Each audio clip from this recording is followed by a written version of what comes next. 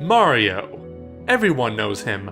If you don't, you probably don't live on planet Earth. And if that's the case, we hope you come in peace. Mario isn't the most recognizable video game character for no reason. For over 35 years, Nintendo has made Mario their biggest IP thanks to fun, simple, and at the same time revolutionary game design. So now, we're going to rank Mario's top 10 games from both his 2D and 3D adventures. As you can imagine, this was no easy task, but we put together our favorite games into one cohesive list that we imagine most of you will agree with. Sorry, Hotel Mario fans, but you won't find this legendary hit on our list. So without further ado, here is Commonwealth Realms' Top 10 Mario Games.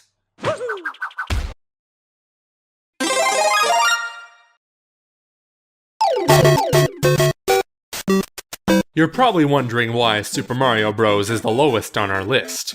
Either that or you're already halfway through typing your angry comment. Don't fret, as this should be an indicator of just how good this list is. Super Mario Bros. Single-handedly changed the way we perceive games and what they could be. Releasing on the NES in 1985, the world was awestruck at the sight of a 2D platformer with gorgeous 8-bit graphics, easy-to-learn controls, along with fun and challenging gameplay. There was truly nothing like it at the time of its release. That being said, it's the lowest on our list because it is arguably the 2D Mario that has aged the worst, with the controls not as tight as we remembered them and a lack of a save system causing us to go all the way back to the beginning after the game over screen. If you think this game is hard though, stay away from the lost levels. Yeesh.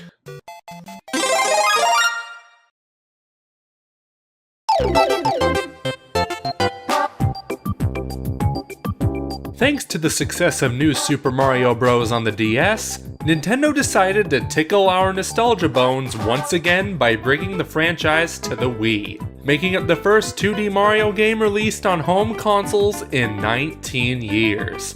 That novelty combined with the clever design of 2D Mario made this game a hit on the already popular Wii console, being the 10th best-selling game of all time. Oh hey, did I mention that this game also had multiplayer? Gone were the days where you had to take turns. Up to 4 people could play all together in New Super Mario Bros. Wii, with Mario, Luigi, and 2 Toads. This game wasn't as revolutionary as something like the first Super Mario Bros. Or a couple of the later games on our list, but it certainly made that holiday season all the more memorable for Wii owners. Nintendo also continued this series with New Super Mario Bros. U and New Super Mario Bros. 2, but at this point, they felt more like cash grabs. Hopefully, New Super Mario Bros. Switch will feel more inspired.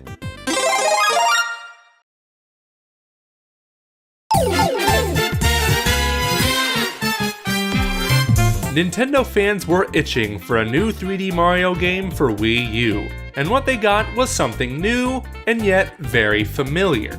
Super Mario 3D World was similar in many ways to Super Mario 3D Land on the Nintendo 3DS, featuring the same linear and focused level design. Sacrificing the freedom 3D Mario was well known and loved for. The complaints about this game are justified, but there is no denying that it is fantastic in its own right. Simply put, it is a 2D Mario game with a 3D level design, giving the developers more freedom to stretch their creative muscles. There is an even bigger emphasis on power-ups like the Double Cherry, which duplicates your character, and the Cat Suit, which gives you a homing attack and allows you to climb up walls for a short amount of time. Mario also isn't the only playable character, as you can choose from Luigi, Peach, Toad, and later on, Rosalina. 3D World is also a masochist's dream, with a series of post-game challenges that will pull your hair out. Of course, 3D World not being a true 3D Mario experience is a flaw of its own, but there is still so much good fun to be had in this Wii U title.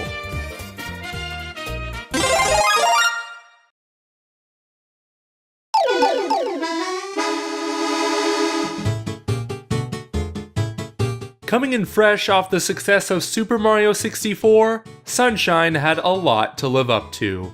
Like, a lot. Set on the tropical isle Delfino, Mario sports some shorter sleeves and a mechanical sidekick Flood. Flood single-handedly changed the dynamic of 3D Mario by allowing him to shoot water, hover, rocket launch himself into the sky, and roll around at the speed of sound. Technically, it was a better game than 64, as proven by our 64 vs. Sunshine video, but it didn't evoke the same feeling we got once we booted up 64 for the first time back in 1996. Sunshine was ultimately restricted to its tropical theme, so the music and levels had to reflect that as a result. However, the game still succeeded in more ways by having smoother controls and a variety of memorable bosses. Sunshine was also the first Mario platformer to put a greater emphasis on story and fully voice-acted cutscenes, and it's aged interestingly. Mario! How dare you disturb my family vacation?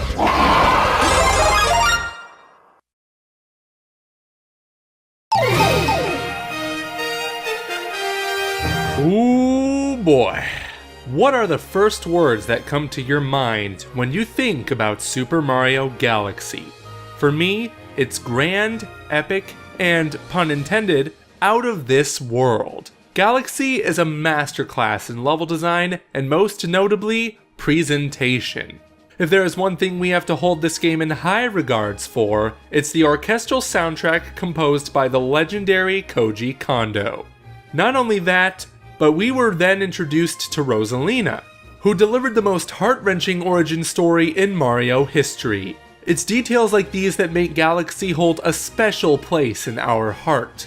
Of course, these are just bonuses compared to what the actual game delivered in its galaxies, bosses, and otherworldly challenges. Sure, the levels are linear compared to previous 3D Mario games, but we didn't even think about that as we blasted our way through outer space, discovering new galaxies with unusually small planets. Loads of Nintendo's resources were spent towards designing an engine that would play with the gravitational pull of these small planets, leading to clever level progression and puzzle solving. Fortunately, this would be a successful feat, as releasing on the already popular Wii caused them to sell enough copies to justify a sequel. Speaking of...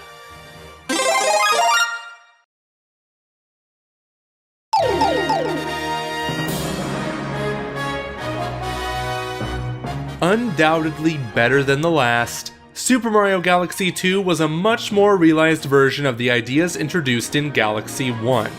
Now that Nintendo had figured out how to make good space-themed levels in the last game, why not make them even better in the second?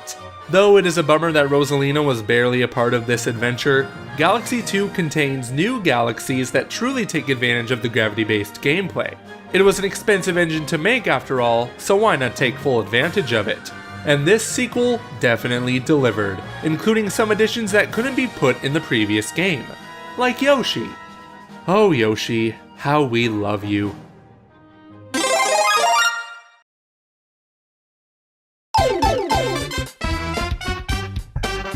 Super Mario 64 is the definition of a juggernaut.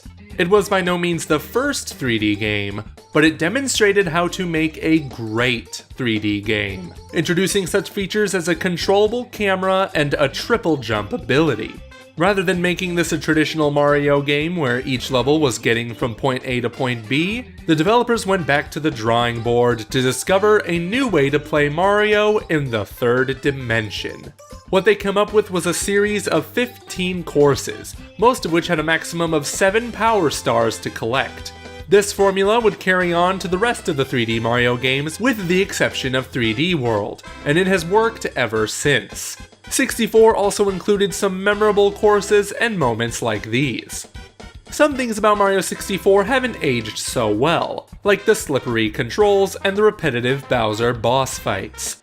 But we can't ignore just how impactful this game was. It's hard to tell where gaming would be today if it weren't for Mario's seamless transition from 2D to 3D. We'd probably have more games like Bubsy. Some things never change.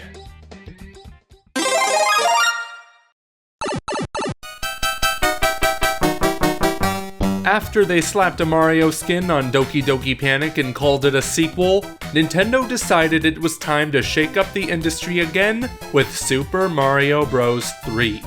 Think of it like the first Super Mario Bros., but with more complex levels, enemies, bosses, and power-ups. Not to mention the world map and secrets that became a franchise staple. Power-ups that finally gave Mario the ability to fly. It's a wonder how both of these games were on the same console, considering they are rocking very different color palettes. Mario Bros. 3 serves as a much better basis with the latter 2D games, featuring more responsive controls and the ability to actually go left if you missed something. Crazy, right? But we simply can't ignore that this game received even more hype from the feature film The Wizard back in 1998. Since the game was not released in the US until much later, the inclusion of it in this movie only helped it become one of the best-selling games of all time. Though, not as high as the first Super Mario Bros. Still, 2D Mario games and platformers as a whole owe a lot to Super Mario Bros. 3, as it practically perfected the formula established by Super Mario Bros. 4 years prior.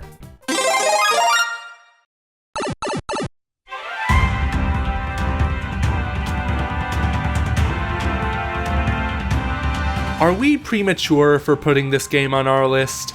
No, we're premature for other reasons, but that's besides the point. Super Mario Odyssey is obviously the most recent entry on our list, and it is number 2 for a good reason. For starters, the game barely has any flaws.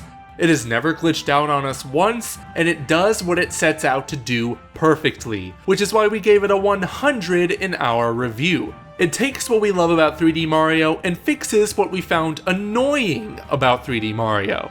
After you collect a Power Moon, there is no warping back to a hub world. You stay in whatever kingdom you're in for as long as you want. And with places like the Metro Kingdom, Sand Kingdom, and Seaside Kingdom, you'll have trouble wanting to leave. However, the real star of the show is Mario's sidekick Cappy, who can capture opponents for Mario to control, from a Goomba, a Hammer Bro, or a T-Rex! Each of these capturable targets feel just as great to control as Mario himself, all with their own unique sets of movements and gameplay styles. The capturability is like the climbing in Breath of the Wild.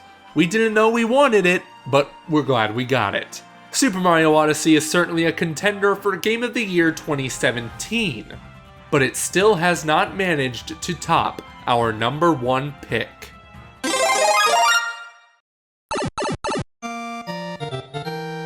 Nostalgia can be one hell of a drug, but we know what we mean when we say there is only one true king, and that is Super Mario World.